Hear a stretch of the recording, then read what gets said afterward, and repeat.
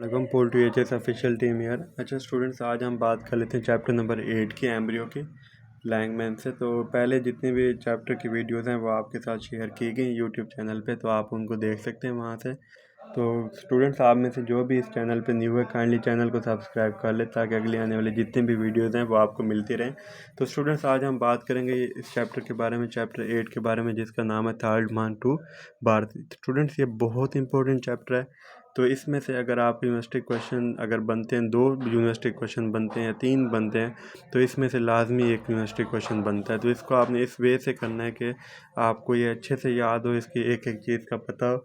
जो जो आपको मार्किंग कराई जा सकती है MCQs SCQs के लिए, तो आपने उसको लाजमी कर लेना है साथ साथ।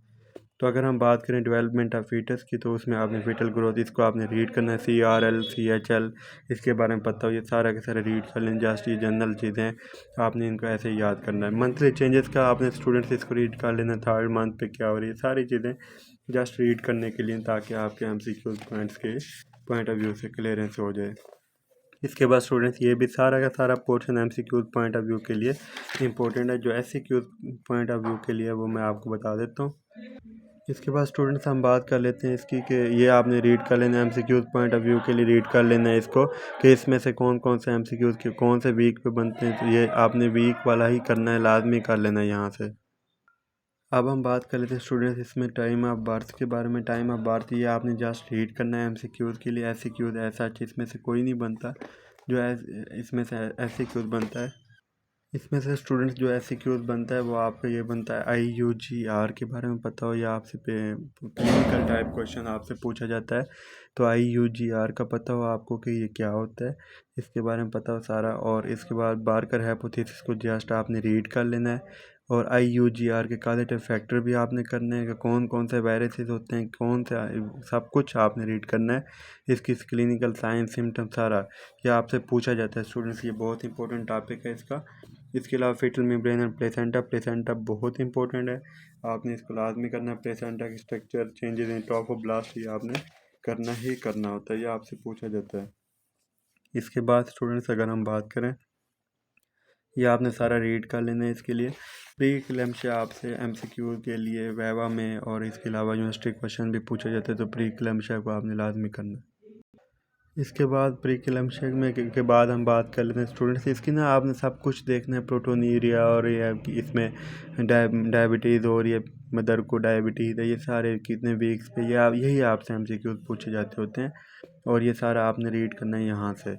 इसके बाद स्टूडेंट्स, जो इसमें से इम्पोर्टेंट है वो हम बात कर लेते हैं उसकी, कुरियन कुरियन इसके बाद स्टूडेंट्स, हम बात करते हैं कुरियानिक फ्रोंटोजम के बारे में। कुरियानिक फ्रोंटोजम, इसकी सारी की सारी आपने लेयर्स लाजमी करनी है, जिसमें कुरियानिक फ्रोंटोजम है, कुरियानिक लिवर, इसमें आपने देख लेना है कि कौन कौन से इसकी लेयर्स हैं सारी। डेसिडुआ बिजेलिस है, डेसिडुआ पेराटाइलिस है, डेसिडुआ कैप्सुलरिस है, ये सारा का सारा करना होता है। इसके बाद स्टूडेंट, हम बात करते हैं स्ट्रक्चर ऑफ प्लेसेंटा की। स्ट्रक्चर ऑफ प्लेसेंटा बहुत इंपॉर्टेंट टॉपिक है, तो इसको आपने सारा का सारा करना होता है, और इसकी जितनी भी आपने देख लेना है कि कौन कौन सी लेयर है, कौन कौन सी मिटरनल पोर्शन है, 2 पोर्शन है, मिटरनल है, फीटल है। मिटरनल पोर्शन कहाँ से आ रहा है, फीटल पोर्शन कहाँ से आ रहा है, इसी तरह से आपके MCQ पूछे जाते हैं, तो आपने इसको लाजमी उसी वे से ही करना होता है। उसके बाद स्टूडेंट, इसका जो इम्पोर्टेंट है वो है फुल टर्म प्लेसेंटा, आपने इसको रीड करना है। इसके अलावा सर्कुलेशन ऑफ प्लेसेंटा रीड कर लेना है आपने MCQ के लिए। SCQ में आपसे मोस्टली नहीं पूछा जाता, MCQ में आपसे स्ट्रक्चर ऑफ प्लेसेंटा, कुरियानिक फ्रंटोजम, डेसिडुआ बिजेलिस, ये पूछे जाते हैं, तो आपने उसको उतना ही करना होता है। इसके अलावा ये आपने एक डायग्राम भी ड्रा कर लेनी है कि आपसे प्लेसेंटा की पूछ सकते हैं प्रेगनेंसी के दौरान फुल टर्म प्लेसेंटा में, तो आपने इसको रीड कर लेना है स्टूडेंट्स यहाँ से। इसके अलावा स्टूडेंट्स, इस चैप्टर में जो नेक्स्ट पोर्शन इसमें इंपॉर्टेंट है, वो यूनिवर्सिटी क्वेश्चन जो आपसे पूछा जाता है वो ये है कि फंक्शन ऑफ प्लेसेंटा क्या है। तो फंक्शन ऑफ प्लेसेंटा बहुत इंपॉर्टेंट है, आपने सारे के सारे, या तो आप इसकी हेडिंग भी लिख देते हैं तो इनफ है, अदरवाइज अंदर से भी लिख लें तो वो भी इनफ है। इसके अलावा स्टूडेंट्स, आपसे जो क्वेश्चन इसमें से पूछा जाता है वो ये आपसे पूछा जाता है, आपने इसको लाजमी करना है DES के बारे में, ये आपसे MCQ में पूछा जा सकता है, तो इसको आप MCQ पॉइंट ऑफ व्यू से भी कर लेते हैं तो आपके लिए इनफ है। इसके बाद स्टूडेंट्स इसमें से जो इंपॉर्टेंट है वो है placental changes at the end of pregnancy का क्या क्या होता है प्लेसेंटल चेंजेस। इसको आपने एमसीक्यूज़ के लिए रीड कर लेना है। एमनियोटिक फ्लूइड बहुत ज़्यादा इंपॉर्टेंट है। इसकी आपने देख लेना है कि एमनियोटिक फ्लूइड 10 वीक्स पे कितना है, 20 वीक्स पे कितना, 30 वीक्स पे कितना है, ये सारी, और इसमें नॉर्मल कितना होता है ये भी आपने याद कर लेना है। ये आपका इंपॉर्टेंट क्वेश्चन है।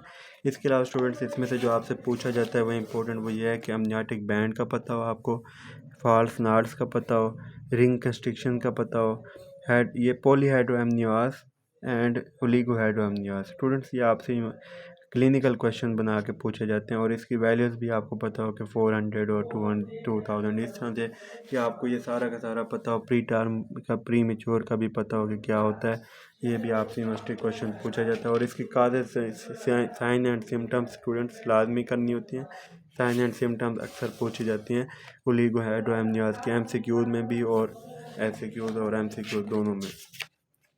इसके अलावा स्टूडेंट्स जो इसमें से चैप्टर में से इंपॉर्टेंट है वो ये है कि डाइजाइगोटिक ट्विंस कौन से हैं, मोनोजाइगोटिक ट्विंस कौन से हैं, मोनोजाइगोटिक ट्विंस कितने की टाइप्स के होते हैं उनका, ये सारा आपको पता होना चाहिए।